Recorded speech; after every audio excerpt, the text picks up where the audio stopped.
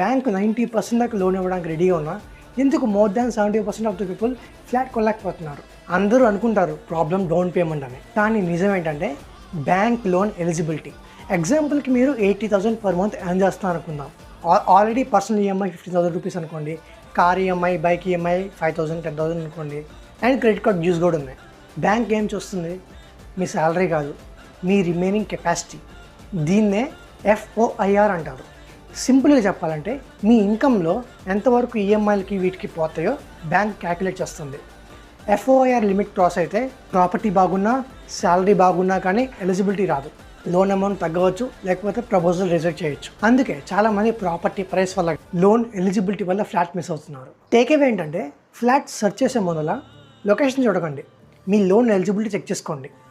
మీ credit score, existing EMIs ఒకసారి check చేసుకోండి. అదే స్మార్ట్ ఇన్వెస్టర్ అప్రోచ్.